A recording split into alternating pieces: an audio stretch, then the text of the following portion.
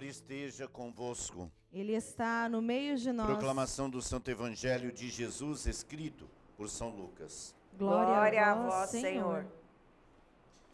Naquele tempo, Jesus voltou para a Galiléia com a força do Espírito, e sua fama espalhou-se por toda a redondeza. Ele ensinava nas suas sinagogas e todos o elogiavam. E veio à cidade de Nazaré, onde se tinha criado. Conforme seu costume, entrou na sinagoga no sábado e levantou-se para fazer a leitura. Deram-lhe o livro do profeta Isaías. Abrindo o livro, Jesus achou a passagem que está escrito: O Espírito do Senhor está sobre mim, porque ele me consagrou com a unção para anunciar a boa nova aos pobres. Enviou-me para proclamar a libertação aos cativos e aos cegos a recuperação da vista, para libertar os oprimidos e para proclamar o ano da graça do Senhor. Depois, fechou o livro, entregou ao ajudante e sentou-se. Todos os que estavam na sinagoga tinham os olhos fixos nele. Então, começou a dizer-lhes: Hoje se cumpriu esta passagem da Escritura que acabastes de ouvir. Todos davam testemunho a seu respeito, admirados com as palavras cheias de encanto que saíam de sua boca.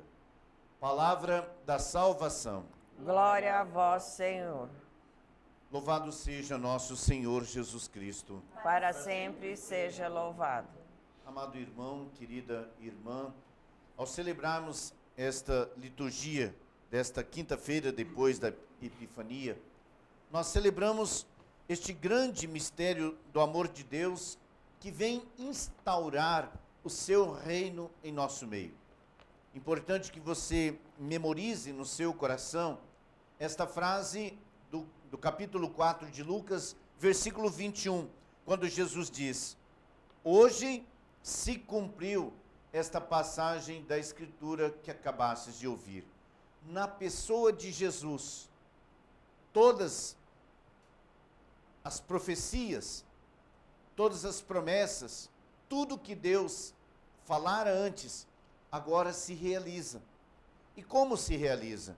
É importante que você e eu não esqueçamos de uma coisa.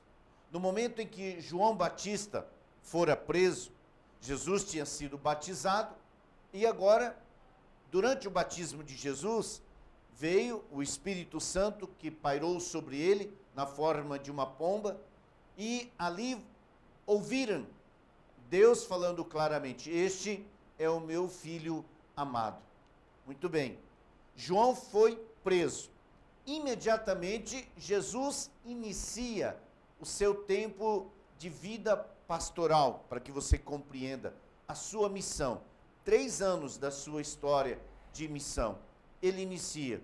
E exatamente num destes momentos, Jesus então chega na sua terra e ali, na sinagoga, deram para ele a palavra para que ele proclamasse. E hoje eu estava pensando, como a nossa irmã Márcia leu aqui, como você lê ou você proclama a palavra aí na sua comunidade, na sua paróquia. Você já parou para pensar que é o mesmo gesto que você fez aqui, que você faz aí na sua comunidade, é o que Jesus fez ontem, há 2 dias? Como assim, padre, há 2 dias? Lembra-se do que o Salmo diz? Para Deus, um dia é como 1000 anos, e 1000 anos é como um dia. Ou seja, esta relação direta do amor de Deus. Que coisa bonita! E Jesus, então, lendo a palavra, ele pega o capítulo, abre a palavra e está no capítulo 61 do profeta Isaías, que diz exatamente isso. E o que diz, então, este capítulo 61 que Jesus professa para nós? Versículo 18 em diante. O Espírito do Senhor está sobre mim. Por quê? Lembra, no batismo, o Espírito de Deus veio e pousou sobre Jesus. Você, no seu batismo, também recebeu esse Espírito. Olhe a pessoa de Jesus e olhe a sua vida na pessoa de Jesus. E você vai compreendendo devagarzinho a sua missão. O Espírito do Senhor está sobre mim. E a pergunta é, se fizéssemos, para quê? Deus nos deu o seu Espírito. Jesus então lhe diz, ele me consagrou para anunciar a boa nova aos pobres. Tantas pessoas que precisam do anúncio da palavra. E como bem dissera São Francisco e Santo Antônio, reafirma esta imagem dizendo, fale da palavra constantemente. Se necessário, você use palavras. Nós temos que falar de Deus constantemente. Se necessário, use palavras. Ou seja, é o nosso testemunho, a coerência da nossa vida, o nosso jeito de ser e agir é que vai demonstrar verdadeiramente a fé, que é o que nós ouvimos, que é a grande arma de vitória, a nossa fé. E a nossa fé não é proclamada por palavras, a nossa fé é o nosso jeito de ser e agir. E você vai compreender por quê em Jesus. E nós somos chamados a este anúncio, a ser testemunho desta boa nova a quem mais necessita. Enviou-me para proclamar a libertação aos cativos, ou seja, às pessoas presas. Quantas são as pessoas que hoje, muito particularmente nos dias atuais, estão como que amarradas, uma corrente no seu pé, que ela pensa ser livre, mas ela é controlada, ela não consegue dar um passo além daquilo que lhe é permitido.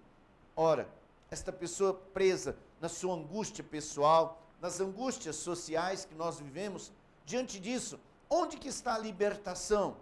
No conhecimento da palavra. Por isso Jesus dizia, quem tem ouvidos para ouvir, ouça. E quando eu e você vamos ouvindo a palavra, nós vamos entendendo a profundidade desta palavra, o nosso coração ele vai ficando livre, tranquilo, sereno mesmo em meio às inúmeras turbulências que a vida social oferece para nós. Mas contudo, em meio a todo este mar revolto, eu e você, com Jesus, no barco da nossa vida, nós vamos caminhando tranquilo. Então, a palavra vai libertando. Libertar os cativos, os presos também é você dar e receber o perdão. Quantas pessoas estão realmente amarguradas, chateadas, entristecidas, cabisbaixas, presas, feias em si mesmas, fechadas. Por quê? Porque ou ela não perdoa, ou ela não recebe o perdão de quem necessita. Então, nós, pelo poder do Espírito, nós somos chamados a esse processo profundo de perdão. Como Jesus, que é misericordioso. Aqui você vai percebendo todo o reino de Deus sendo instaurado. O reino de Deus, ele se inicia aqui agora comigo e com você. Quando? No perdão, na misericórdia. Quando eu e você temos tolerância, paciência. Ainda ontem a igreja celebrou um santo que para muitos de vocês é pouco conhecido, mas é um grande santo da igreja, São João Neumann. Ele tinha como princípio nunca perder a paciência. Que coisa bonita, que poder, que força, jamais perder a paciência. Isso é uma profunda evangelização. Aos cegos, a recuperação da vista. É pelo poder do Espírito Santo e eu e você em Cristo Jesus, porque Ele veio para restaurar a visão. Entenda, querido irmão, amada irmã, restaurar a visão não é simplesmente a restauração física. Sim, ocorreu restaurações físicas, que nós lembramos bastante do cego Bartimeu, que pede pela cura da sua visão. Mais do que isso, entender que a cura da nossa visão é de enxergarmos como Deus, de termos um olhar em profundidade, que nós não tenhamos mais imagens turvadas, distorcidas da realidade de Deus, da realidade da família, da realidade da comunidade. Que o nosso olhar seja um olhar verdadeiramente purificado, transformado.